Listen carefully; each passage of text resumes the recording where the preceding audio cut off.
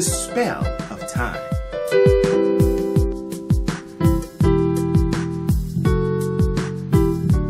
Part 1. I know a secret. I know a secret about time. All earthlings are under the spell of time. Every tree, every germ, every bug, every animal and person is under the spell. But what if there was a way to break free from time's illusion? Scientists say the cosmos, the ordered universe, and all that is in it was formed about 14 billion years ago. And according to some other authorities, about that time, God said, "Let there be lights in the firmament of the heaven, to divide the day from the night, and let them be for signs and for seasons and for days and years." And by this act, He, God Creator, the Father of time, aka Father Time, thereby subjected all things on earth to the spell of time. He bound us to the rhythm and flow of time, with 1 minute following another, and 1 day after another, 1 month and then 1 year after another, and so on and so on. Physicists call this the arrow of time. But I'll call it the spell of time. And for your reference, humans are the only earthlings that can break time's spell. Meaning we can actually experience life out of time, out of sequence. Some of us actually have and actually are today. It's true, but I'm getting ahead of myself, so let me go back to Genesis chapter 1. We know that hidden in the heart of the earth is a molten metal core, and that the Creator made the earth to spin about its axis counterclockwise about 93 million miles from the sun. Mysteriously, the spin of the earth about its axis is the first thing one must know about if you are to unwind time's spell. We can't see those forces, the strings or pulleys at work. But the point here is this blue planet's rotation about its axis is the root cause of all earthlings' perception of time. And rotation, vibration, and spinning has a direct correlation with our concept of time. If we lived on a planet that did not rotate, we'd have a different comprehension of time. And that brings us back to the grand illusion of time. Earth takes 24 hours to complete one rotation about its axis, and it has spun at nearly 1,000 miles an hour since, as long as man has been on the planet. However, at its birth, Earth spun much faster. Back then, a day on Earth was only about 6 hours long. The 24-hour day illusion has been incubated in the minds of all Earth creatures, plants, animals, everything, dating back before there was intelligent human life on the planet. But our neighbors on Venus, for example, do not have days of equal length, so they would measure time differently. The evening star spins much slower than Earth. One day on Venus lasts 5,832 hours.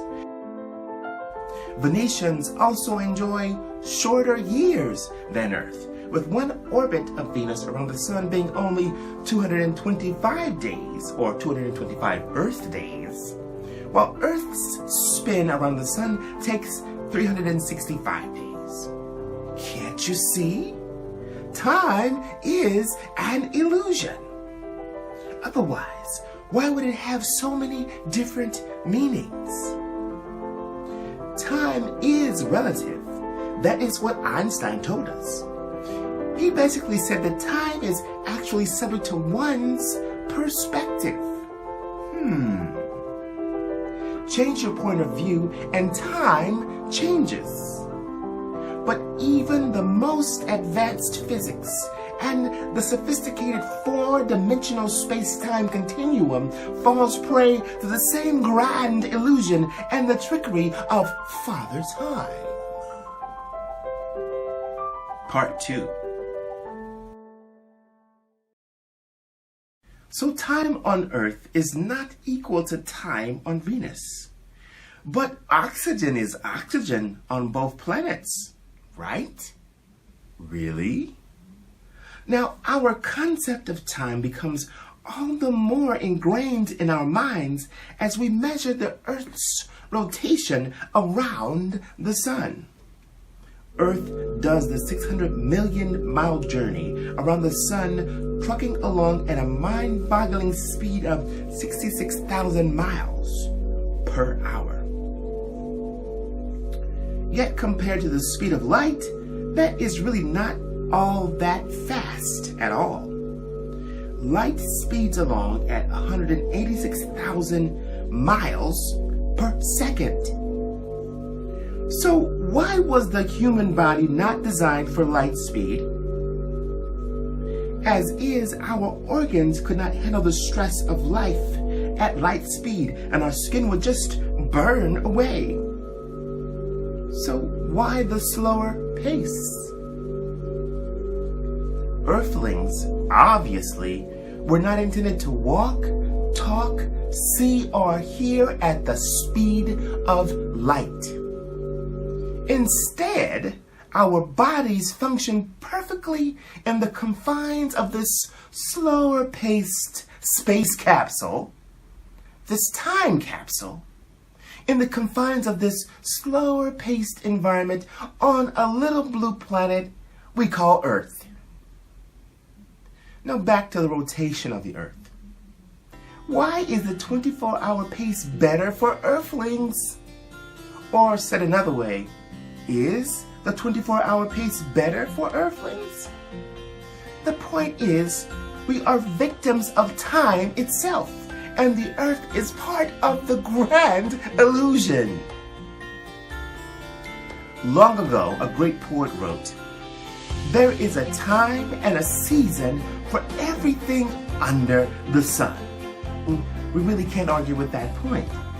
I love science, but I learned a long time ago not to be over-reliant on science. And as long as there is no verifiable proof, then it takes faith to believe what scientists say, just as it takes faith to believe what the Bible says. For example, I disagree with physicists on the unidirectional nature of the arrow of time, on wormholes in space and species evolution. I just don't buy it. So sorry, but it takes faith to believe in that stuff. On the other hand, I'm not sure Bible scholars have it right either. Here's an example. The biblical age of Earth, many biblical scholars say, is about 6,000 years old. However, modern science has dated Earth back in time and concluded that this planet is around 4.5 billion years old. It is difficult for me to agree with the Bible scholars' literal view, which is based on the thought that the Earth was made in 6 24-hour periods, 6 days.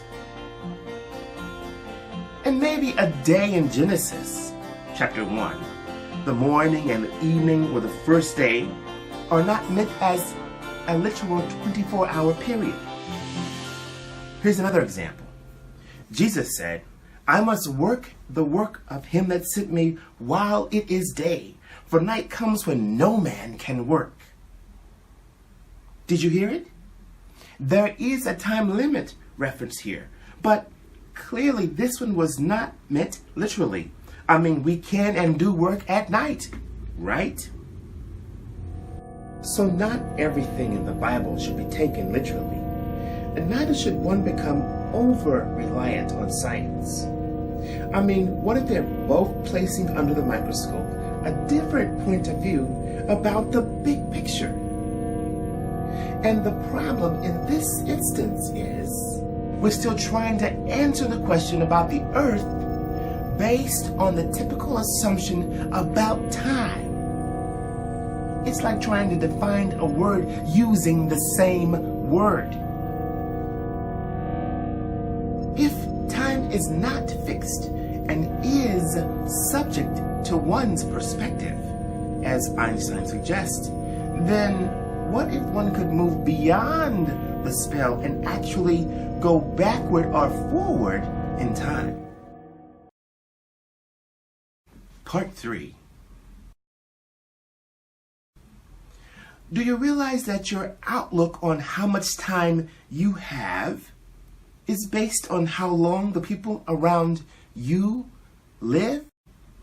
If everyone around you lived to be as old as Methuselah, and you are less than 100 years old, then you would have a different perspective about how much time you have. Here's another example. All of humanity's civilized existence, some 6,000 years, is like a drop in the bucket, a little bit of nothing compared to the time it takes for just one lap of the sun around the galaxy. It takes the sun about 225 million years to make one trip around the Milky Way. Our best guess, according to science, is the sun has made that trip only 20 times. So if it takes 225 million years for one lap of the sun around the galaxy, then man hasn't been upright and dominating the planet even 1/8 of one lap of the sun. Do you believe the sun would measure time on a 24-hour basis? Were it to keep count, the sun would likely measure time over a much longer period. Most of us will not live to be 100 years old. But if we did, we would still be wee little beings around for a teeny tiny period of time, at least from the sun's point of view. And what if time, as in when an event occurred in the past or will occur in the future, was viewed as a function of your own thinking? Time would not dominate you. In the mind, the past and the future appear the same. A vivid imagination of a future event or a visualized event can appear just as real and equal in strength and appearance in the mind. A vividly imagined event is indistinguishable in the mind from a clear memory of a past event. They both appear as real events, and they both occur beyond the grip and control of time. Try it. And since time is not tangible, humans can't physically go backward or physically go forward in time. You can't act on time, but rather time acts on you. That's because time is tied to energy and vibration, just like the atoms in your body. And when vibration stops, time will end, and vice versa. And until that happens, time rules over everything on Earth. Unless physics is held in abeyance and time is made inapplicable. Take away the physics, and anything is possible. Part 4. Earthlings are made to believe that we are bound to time. However, the mind is connected to your spirit, so it is not subject to the laws of energy and vibration, the laws of physics. Humans can add vivid details to either a memory or a conscious vision or dream, and the mind will be unable to determine one from the other. Of course, the knowledge that one event actually happened and the other is yet to happen in the physical world is the one true distinction. And if that distinction dominates your thinking, then focus on seeing and feeling the imagined event in more and more detail. And soon the mind will see both events as real and beyond time and beyond this dimension. Time, as in when the event will or has happened, has no control over the visualization. And that leads me to another favorite topic: faith. In fact, faith is beyond time. Faith has never been constrained by the rule of time or the laws of physics. And in the instance of faith, the mind and the will are the principal tools. People of all religions believe that their faith will carry them to a new life beyond time. And even on earth, in this battle, faith surpasses the rules of time and physics all the time. Time loses out at the blurring of reality between a memory of something that actually occurred and something we foresee through our faith and imagination. The only difference is when they occur. We all know about the power of a strong memory. But some people also know about the power of visualizing and visualization. Others call it faith. For example, I've seen a large room full of people listening to this poem, and I've seen it 1,000 times. It hasn't happened in this dimension yet, but one day it will. I see it in vivid detail, down to the young lady sitting in the first row in a red dress. I also see an older gentleman near the back of the room wearing a white shirt and a bow tie. Call it time travel if you want, but it really works. As the saying goes, work while it is day, for night is coming when no man can work. So, now that you know the secret, what are you going to do with it?